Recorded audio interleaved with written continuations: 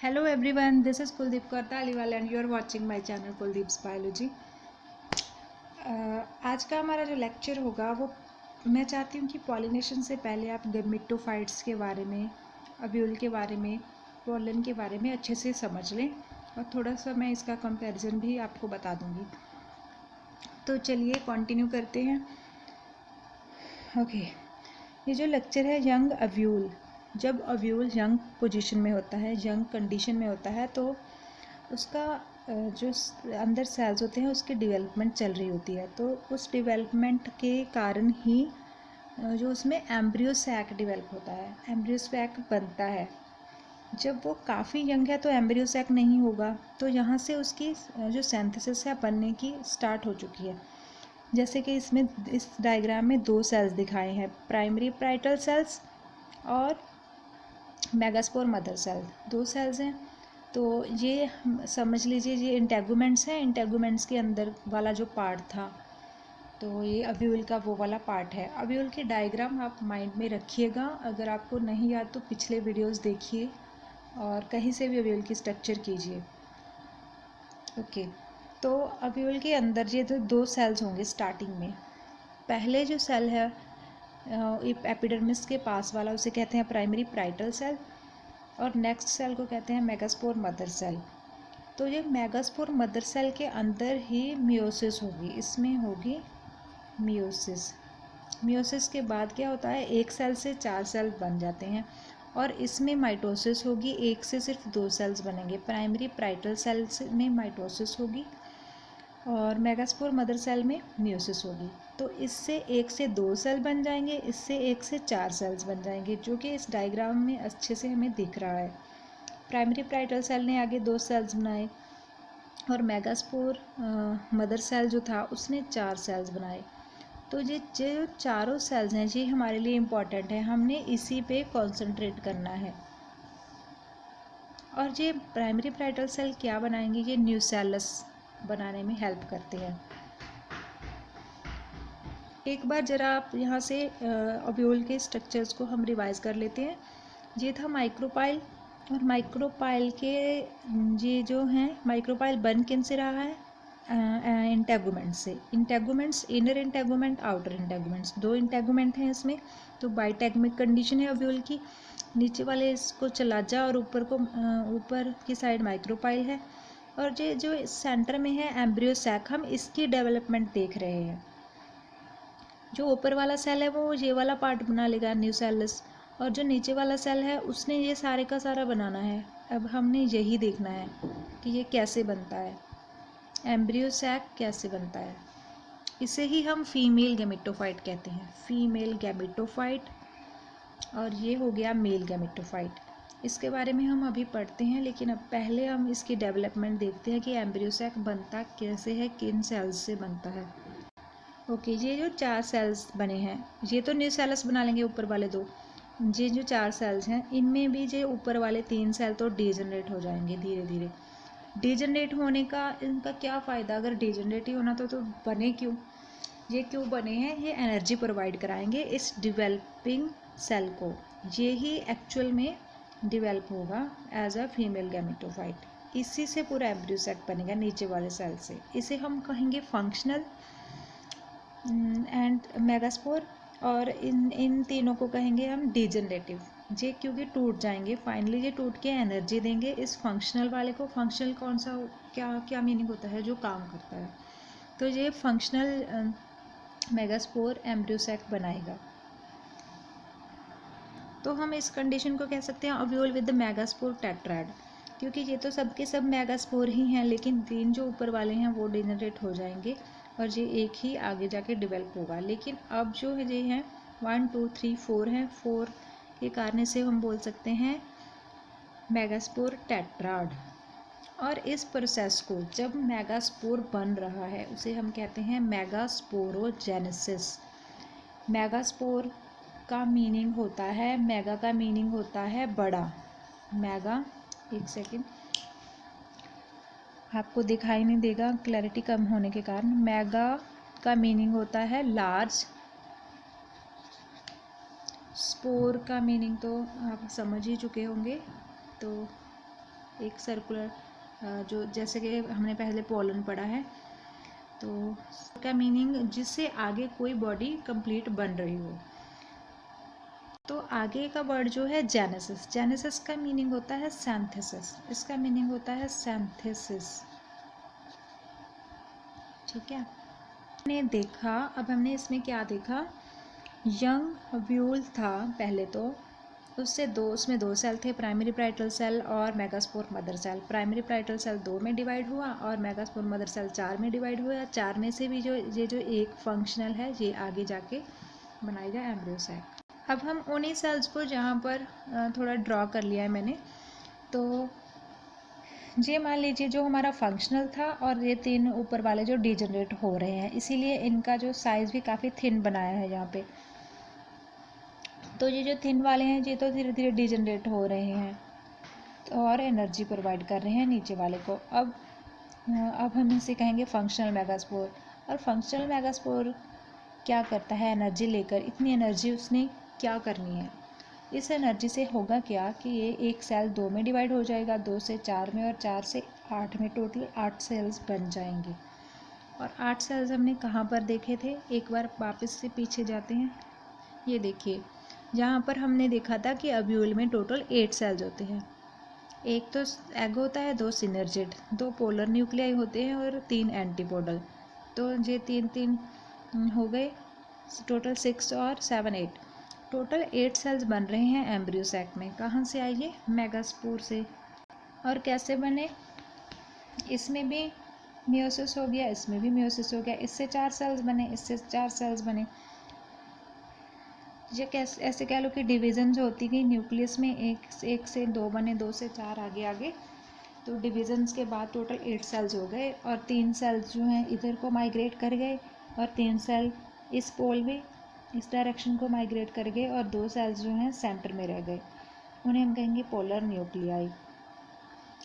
तो इन सभी का कुछ ना कुछ फंक्शन है, हम आगे जाके पढ़ेंगे, लेकिन अभी आपने इतना ही करना है कि टोटल 8 सेल्स बन रहे हैं। आपको एग याद रखना है, एग के आसपास के सेल्स को सिनर्जिड बोलते हैं, इसे पोलर न्यूक्लियाई बोलते हैं। न्यूक्लियाई का मीनिंग होता है काफ़ी सारे न्यूक्लियस, और अगर एक न्यूक्लियस होता तो हम लिखते पोलर न्यूक्लियस, लेकिन मैंने यहाँ पे न्यूक्लियाई लिखा है।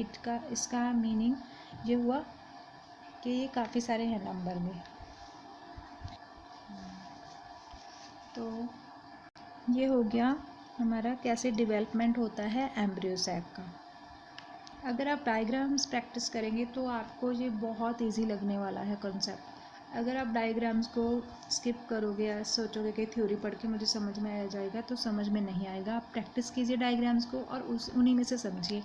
इसीलिए मैं ज़्यादा जोर डायग्राम्स पर दे रही हूँ, क्योंकि आपके पास, सबके पास बुक्स अवेलेबल है और आप उसमें से देख सकते हैं कि मैं क्या समझा रही हूँ, उसमें से पढ़ सकते हैं। लेकिन मेन जो बात है समझने की है। डेफिनेशंस आप कहीं से भी कर सकते हो, आपके पास मटेरियल है। अब आप इस डायग्राम को पहले देखिए थोड़ा सा कि इसमें क्या होता है। ये जो एंथर मैंने स्टेमन बना रखा है, ये स्टेमन है, ये फिलामेंट हो गया, ये एंथर हो गया। एंथर में से क्या निकलते हैं, पोलन होते हैं, येलो कलर के बताया था। ये मैंने ऐसे ही डिस्टिंक्शन करने के लिए यहाँ पर रेड कलर यूज़ कर लिया और ब्लू, लेकिन ये होते ग्रीन कलर के हैं स्टार्टिंग में। और जो पोलन है वो येलो कलर का हो जाता है जब मेच्योर होता है। और पोलन के यहाँ पे ये जर्म पोर है। पहले ये न्यूक्लियस है सेंटर में, फिर अंदर वाली जो मेम्ब्रेन है उसे एंटाइन बोलते हैं, आउटर को एक्साइन बोलते हैं, और एक्साइन में ये जो थिनिंग है उसे जर्म पोर बोलते हैं। इसी जर्म पोर से एंटाइन बाहर आ जाएगी और ये जर्मिनेशन स्टार्ट हो जाएगी पोलन ट्यूब की, और पोलन जर्मिनेशन कह सकते हैं आप। पोलन ट्यूब बाहर आ जाएगी और पोलन ट्यूब जब बाहर आएगी तो उसमें 2 सेल्स बनेंगे। एक तो ट्यूब सेल जो ट्यूब बनाने के लिए फंक्शन करता है, ट्यूब में ही होता है, और दूसरा है जनरेटिव सेल। एक तरीके से ये ट्यूब की डेवलपमेंट कराने में हेल्प करता है, क्योंकि ये आगे आगे बढ़ता है तो और ट्यूब की भी लेंथ बढ़ती जाती है। और फिर जनरेटिव सेल जो हुआ, जनरेटिव सेल ने बनाने हैं आगे 2 मेल गैमेट्स। ये आपने याद रखना है मेल गैमेटोफाइट के बारे में। ये मेल गैमेटोफाइट के बारे में आ गया, पोलन को मेल गैमेटोफाइट कहेंगे। और इसे पोलन को माइक्रोस्पोर बोलते हैं हम, क्योंकि ये बड़ा होता है। अव्यूल के अंदर जो एम्ब्रियोसेक है वो काफ़ी बड़ा होता है, लेकिन पोलन काफ़ी छोटा होता है इसके कंपैरेटिवली। तो इसे हम बोलते हैं माइक्रोस्पोर और इसे बोलते हैं मेगास्पोर।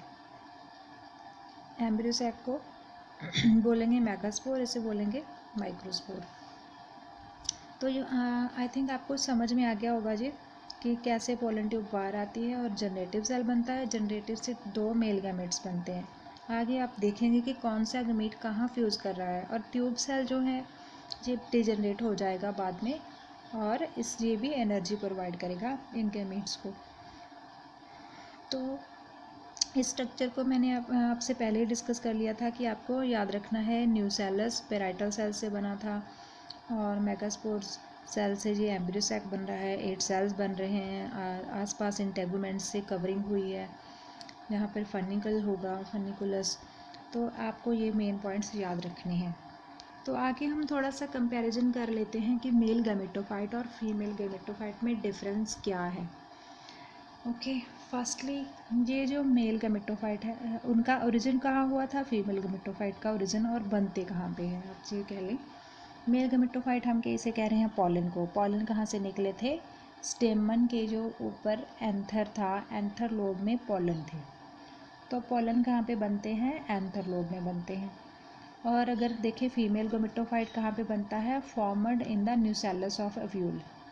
एम्ब्रियोसेक कहाँ पे बनता है, न्यूसेलस के अंदर ही तो होता है एम्ब्रियोसेक। एक बार फिर से आप वीडियो को पॉज करके अव्यूल के डायग्राम देखिए जहाँ पे कि एम्ब्रियो के अंदर ही न्यूसेलस के अंदर ही एम्ब्रियोसेक बनता है। दूसरा जो पॉइंट है शेडिंग।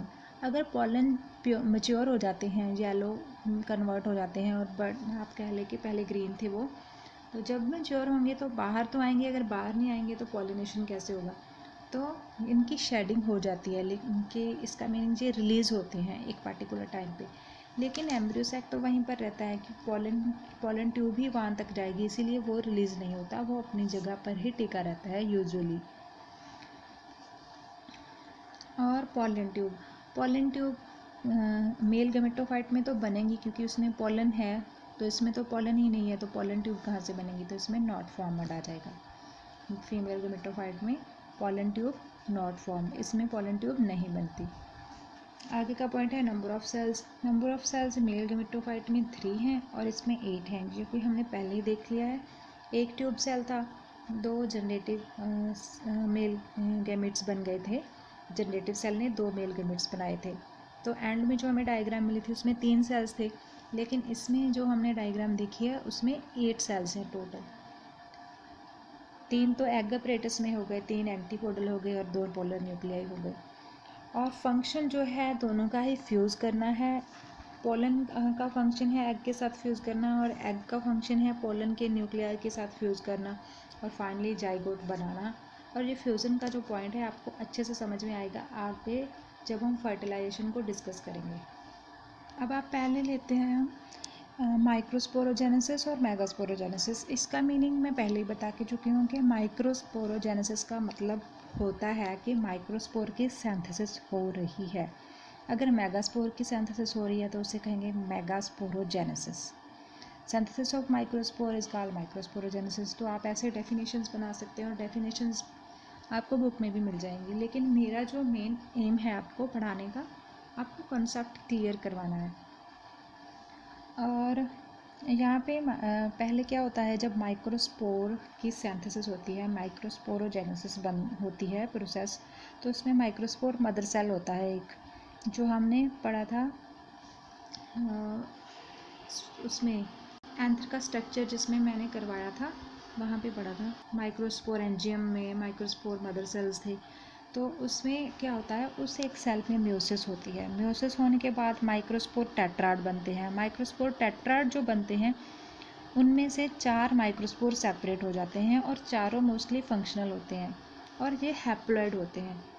क्रोमोसोम नंबर इनका जो इसका मेल प्लांट होगा उनसे हाफ रह जाएगा, तो इसे हम कहते हैं हैप्लॉइड। मान लीजिए ये जो माइक्रोस्पोर्स की बात कर रहे हैं हम, किसी प्लांट के हैं जिसका क्रोमोसोम नंबर 14 है, लेकिन उनके जो स्पोर होंगे उनमें स्पोर में क्रोमोसोम नंबर सिर्फ 7 जाएगा। उसके स्पोर की सिंथेसिस के टाइम क्रोमोसोम नंबर हाफ रह जाता है, क्योंकि यहाँ पे म्यूसिस हो रही है वैसे भी, तो क्रोमोसोम नंबर रिड्यूस हो जाता है हाफ।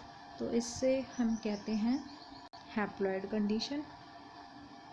और आपको ये जो फ्लो चार्ट्स हैं बना लीजिएगा, इससे आपको काफ़ी हेल्प होगी कि माइक्रोस्पोरोजेनेसिस कहते किसे हैं और कौन कौन से स्टेप्स यहाँ पे इन्वॉल्व हैं।